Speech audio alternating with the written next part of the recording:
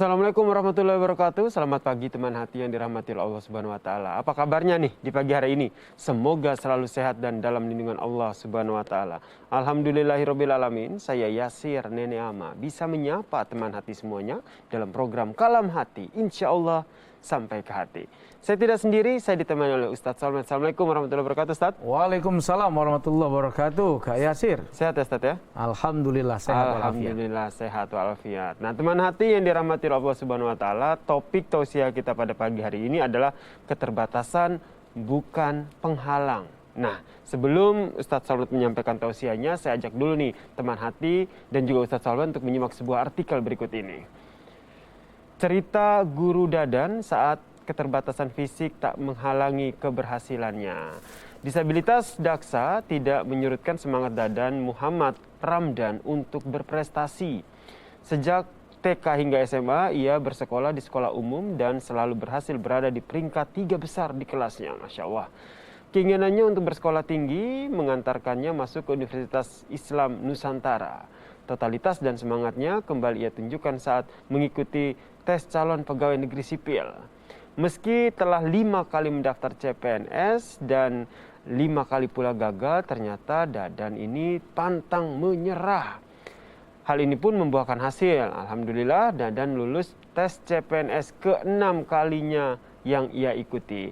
Kini ia menjadi abdi negara sebagai seorang guru di SMPN 20 Bandung, Jawa Barat. Semangatnya Masya Allah luar biasa ya.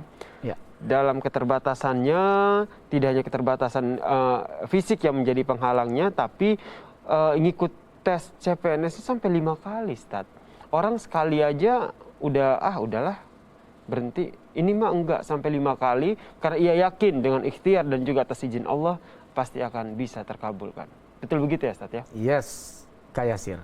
Silahkan, Ustaz. Baik, terima kasih. Bismillahirrahmanirrahim. Assalamualaikum warahmatullahi wabarakatuh. Alhamdulillahirabbil alamin. Assalatu wassalamu ala nabiyina Muhammadin sallallahu alaihi wasallam wa ala alihi wa ashabihi ajmain. Teman hati di mana saja, dari perjalanan hidup Pak Dadan kita bisa mengambil satu hikmah, Kak Yasir. Bahwa sesungguhnya Allah menciptakan kita manusia betul-betul dalam penciptaan yang sempurna. Walaupun menurut kita cacat, tapi dia sempurna. Sempurna yang tidak didapatkan bagi orang yang sempurna sekalipun. Berapa banyak orang yang tangannya normal, kakinya normal, tapi ikut tes nggak lulus-lulus. Betul. Tapi Pak Dadan cacat dalam fisik, tapi diberikan kesuksesan, kesempurnaan, keberhasilan dalam mengikuti tes, menjadi guru, menjadi orang mulia, menjadi PNS, menjadi orang yang kedudukannya banyak diimpikan oleh banyak orang, yang memimpikannya bahkan banyak yang sehat-sehat secara fisik, tapi tidak diberikan kemampuan seperti kemampuannya Pak Dadan. Di sisi lain, ini cacat secara fisik, tapi hebat, sempurna dalam segi akal dan kemampuan. Ini sempurna dalam segi fisik, tapi tidak diberikan kemampuan dalam segi kecermatan seperti Pak Dadan. Jadi yang cacat yang mana ini? Kalau berbicara soal kekurangan, ternyata Pak Dadan punya kekurangan, yang sempurna fisik juga punya kekurangan. Iya.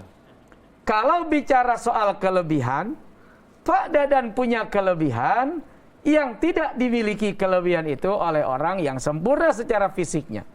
Dan ini banyak terjadi, Kak Yasir. Boro-boro mau ngelukis, nulis saja kita jelek. Ada orang nggak punya tangan, nggak punya jari, tapi maaf, kakinya mampu melukis dengan lukisan yang dibayar senilai miliaran, ratusan juta, lewat kaki melukis di kanvas dinilai ratusan juta bahkan miliaran. Tangan yang sempurna ketika melukis cuman dapat celaan dan hinaan. Lu melukis apaan lu? Dibilang melukis nggak ada bentuknya. Dibilang lukisan bingung ini apa gambarnya. Jadi ada kekurangan dan kelebihan masing-masing ya, Ustadz, justru sempurnanya manusia itu Kak Yasir terletak pada kurang dan lebihnya. Itu sempurna. Ada orang dikurangkan dalam fisik tapi dilebihkan dalam akal dan pikiran. Ada orang yang disempurnakan dalam segi fisik tapi dikurangkan dalam segi akal, pikiran, dan penglihatan. Mata boleh buta, 30 juz Al-Quran dia hafal. Hafal 30 juz, padahal matanya buta. Tapi Allah sempurnakan pendengarannya, Allah sempurnakan ingatannya. Kita yang matanya melotot ke ikan mas koki, melotot mulu, di air nggak ngedip-ngedip. Boro-boro 30 juz. Juz 30 aja belepotan kita. Nah, jadi kalau mau bicara cacat, ini yang cacat siapa nih? Berarti harus dipahami bahwa ada kekurangan dan kelebihan itu ya, Ustadz, nah, makanya kan bisa jadi secara budaya, disebut cacat. Tapi di mata Tuhan bisa jadi dia bukan cacat. Betul. Tapi dia dikurangkan dalam segi yang orang lain lebih, tapi dia diberikan kelebihan yang orang lain kurang. Iya. Tidak lebih dalam fisik, tapi sempurna dalam pengetahuan. Nah, tidak kurang dalam fisik, tapi dilemahkan dalam segi pengetahuan. Inilah sempurnanya manusia. Disebut kamil, sempurna, karena dia punya kekurangan. Yang setiap kekurangan itu ternyata Kak Yasir mampu menghadirkan kesempurnaan. Nah itu intinya, bagaimana kita bisa memaknai kekurangan kita sehingga bisa menghadirkan kesempurnaan.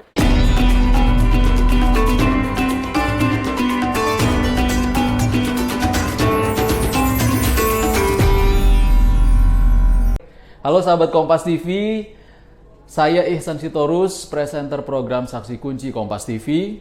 Jangan lupa terus perbaharui informasi Anda dengan menyaksikan informasi terbaru yang independen dan terpercaya di YouTube channel Kompas TV. Dan jangan lupa klik subscribe, like, komen, dan share, serta aktifkan tanda lonceng untuk mendapatkan informasi terbaru dari YouTube channel Kompas TV. Terima kasih, sampai jumpa.